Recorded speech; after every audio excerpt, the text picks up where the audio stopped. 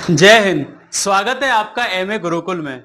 जो हम श्रृंखला हमने कल से स्टार्ट की थी, एक क्लास एक टॉपिक फिनिश, एक क्लास एक टॉपिक फिनिश, उसमें हम आगे कड़ी लेकर के आ गए हैं। आज हम फिनिश करने वाले हैं निर्वाचन आयोग को। निर्वाचन आयोग से जितने भी प्रश्न आपके परीक्षा में बन सकते हैं, ठीक है, उनको हम आसान भाषा में समझने की कोशिश करेंगे। आखिर निर्वाचन आयोग होता क्या है, क्यों बना, क्या जरूरत पड़ी इसकी, इन समग्र प्रश्नों को हम समाहित करने की कोशिश किए हैं इस सेशन में। ठीक है, तो आइए बिना टाइम गवाए स्टार्ट करते हैं आज का ये सेशन। ठीक है, तो निर्वाचन आयोग, आपको पता है कि निर्वाचन आयोग एक संवैधानिक निकाय है। संवैधानिक निकाय का मतलब होता है कि यह संविधान में वर्णित है, यानी कि जो संविधान में लिखित होता है उसको संवैधानिक निकाय कहा जाता है, और यह स्थायी संवैधानिक निकाय है। ठीक है, इसकी जो इसकी मतलब कह सकते हो, जो इसकी कब स्थापना हुई, तो स्थापना होती है इसकी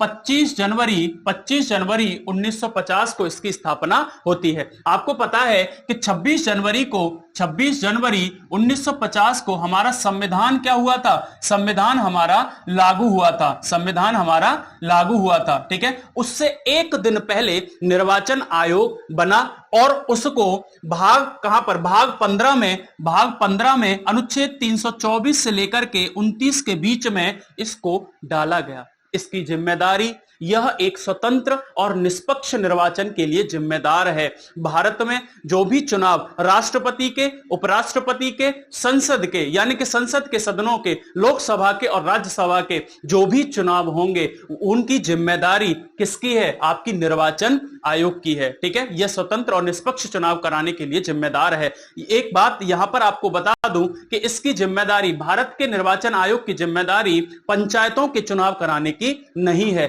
पंचायतों का चुनाव कराने के लिए राज्य निर्वाचन आयोग का गठन किया जाता है। ठीक है, राज्य निर्वाचन आयोग का गठन किया गया है। यह केवल राष्ट्रपति, उपराष्ट्रपति और संसद के दोनों सदनों के और राज्यों की विधानसभाओं के चुनाव करवाने के लिए जिम्मेदार है। तो निर्वाचन आयोग की स्थापना कब होती है, 25 जनवरी 1950 को। यह एक स्थायी संवैधानिक निकाय है, यानी कि संविधान में लिखित है और संविधान के भाग 15 में इसको जगह मिली है और अनुच्छेद 324 से लेकर के 29 तक इसका संबंध है। ठीक है, नेक्स्ट है कि यह एक अखिल भारतीय संस्था है। अखिल भारतीय संस्था वो संस्था होती है जो केंद्र और राज्य के लिए समान रूप से लागू होती है। तो केंद्र क्या, यह संसद के चुनाव के लिए भी जिम्मेदार है, यह संसद के चुनाव के लिए भी जिम्मेदार है। और अगर राज्य की बात करूंगा तो यह विधानसभाओं के चुनाव के लिए भी जिम्मेदार है। ठीक है, विधानसभाओं के चुनाव के लिए भी जिम्मेदार है। तो इसीलिए यह क्या हो जाती है, अखिल भारतीय संस्था हो जाती है। इसका संबंध मैं बता चुका हूं कि इसका संबंध राज्यों में होने वाले पंचायत व निगम चुनावों से नहीं है, है ना। इसके लिए आपका राज्य निर्वाचन आयोग का गठन किया जाता है। ठीक है, इसके बारे में अगर मैं बात करूं तो 1950 से लेकर के 15 अक्टूबर 1989 तक निर्वाचन आयोग में केवल एक ही सदस्य होता था, जिसको मुख्य निर्वाचन आयुक्त कहा जाता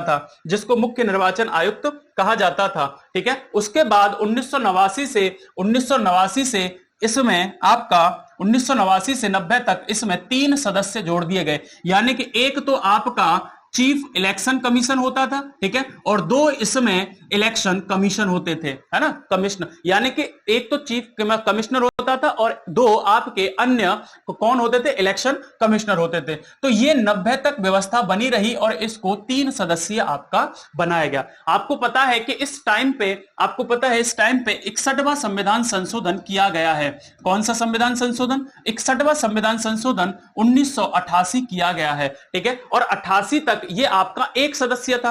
तो 88 में इस संविधान संशोधन में एक बात जोड़ी गई कि जो वयस्क मताधिकार था उसकी उम्र कितनी थी, तो 21 वर्ष थी। अब उसको घटा करके कितना कर दिया गया, तो 18 वर्ष कर दिया गया। अब जब 18 वर्ष की गई तो निर्वाचन आयोग पर कार्य का भार बढ़ा और इसी कार्य के भार को देखते हुए इसमें 2 और निर्वाचन आयुक्तों की नियुक्ति की गई। इसके लिए यह 3 सदस्यीय हो गया। उसके बाद 93 तक ये व्यवस्था, 93 तक फिर क्या हुआ, 93 तक 90 से 93 तक ये व्यवस्था फिर से 1 सदस्यीय हो गई, यानी कि 90 तक तो ये 3 सदस्यीय था, ठीक है, 1 साल के लिए, उसके बाद फिर से 1 सदस्य हो गया, लेकिन आपका 93 से अनवरत आज तक इसमें कितने हैं, यानी कि एक तो आपका मुख्य चुनाव आयुक्त होता है और 2 चुनाव आयुक्त होते हैं। तो 3 सदस्यीय आपका यह संस्था है, कब से, 93 से, ठीक है। अगर इनके निर्वाचन आयुक्तों की नियुक्ति की बात करता हूं तो कौन करता है, तो आपके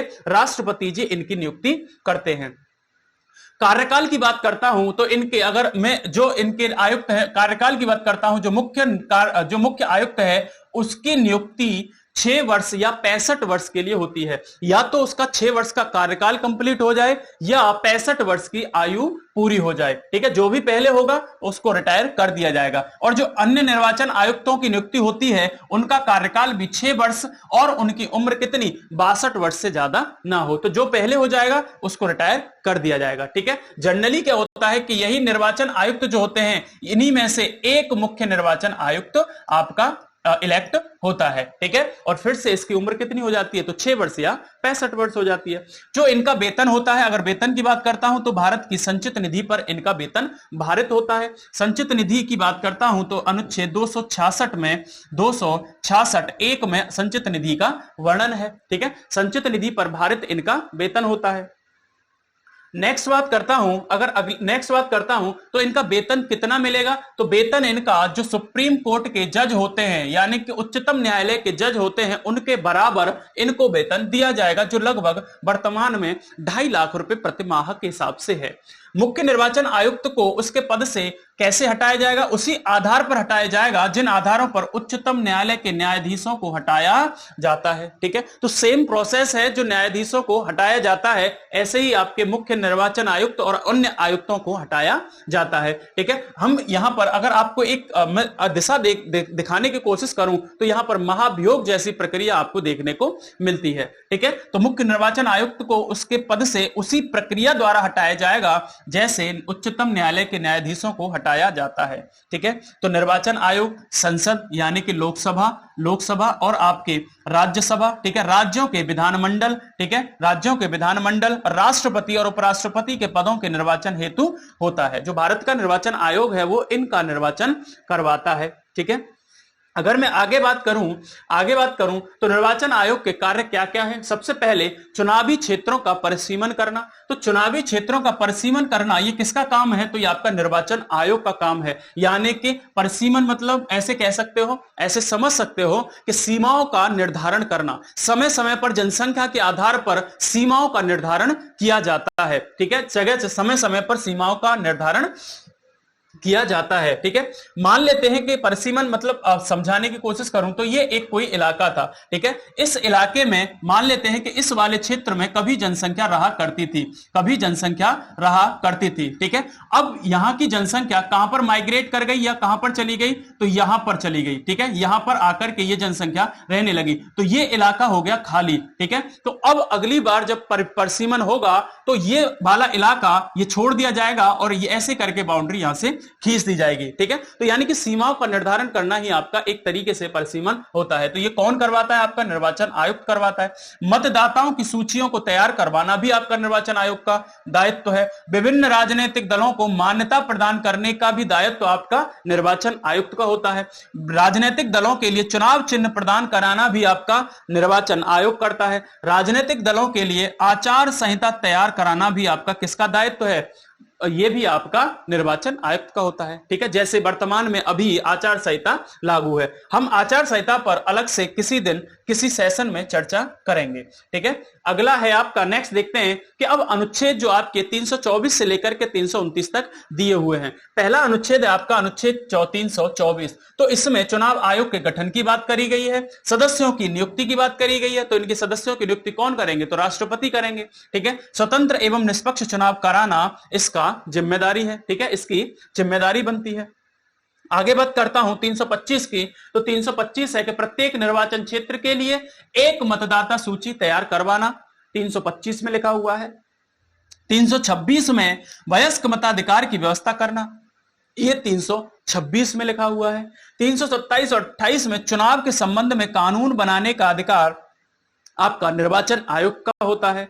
अगर आगे 329 की बात करता हूं तो 329 में चुनावी विवादों का निपटारा भी ये खुद करता है, यानी कि कह सकते हो कि ये अर्ध न्यायिक संस्था भी है, अर्ध न्यायिक संस्था भी है ना। तो चुनावी विवादों का निपटारा भी ये करता है। तो वर्तमान में अगर मैं बात करूं तो वर्तमान में जो आपके मुख्य चुनाव आयुक्त हैं वो कौन है, आपके राजीव कुमार हैं। कौन है, राजीव कुमार। और ये कौन से नंबर के हैं, तो 26वें नंबर के मुख्य चुनाव आयुक्त हैं। अगर अन्य चुनाव आयुक्तों की बात करूं तो उसमें एक है आपके ज्ञानेश कुमार और एक है डॉक्टर सुखबीर सिंह संधू। ये वर्तमान में आपके चुनाव आयुक्त हैं। तो दो चुनाव आयुक्त ज्ञानेश कुमार और सुखबीर सिंह संधू, और आपके एक मुख्य चुनाव आयुक्त जिनका नाम है राजीव कुमार। अगर मैं पहले चुनाव आयुक्त की बात करता हूं तो वो आपके सुकुमार सेन हो जाते हैं, ठीक है। 1950 में जो पहले चुनाव आयुक्त बने थे वो कौन थे आपके, तो वो थे आपके सुकुमार सेन। अगर मैं पहली महिला मुख्य चुनाव आयुक्त की बात करता हूं तो वो थी आपकी बीएस रमा देवी। कौन थी, बीएस रमा देवी, और ये लगभग 1990 में आपके मुख्य चुनाव आयुक्त बनी थी, ठीक है। तो आशा करता हूं कि ये सेशन आपको पसंद आया होगा, ठीक है। आशा करता हूं कि ये सेशन आपको पसंद आया होगा। ऐसे ही करके हम एक एक संस्था को या एक एक टॉपिक को कम से कम समय में समझने की कोशिश करेंगे, ठीक है। चुनाव आयोग आपको समझ में आया होगा। आज के सेशन में इतना ही था। मिलते हैं अगले सेशन में एक नया टॉपिक लेकर के और उसको एक ही क्लास में खत्म करने की कोशिश करेंगे। जब तक के लिए जय हिंद।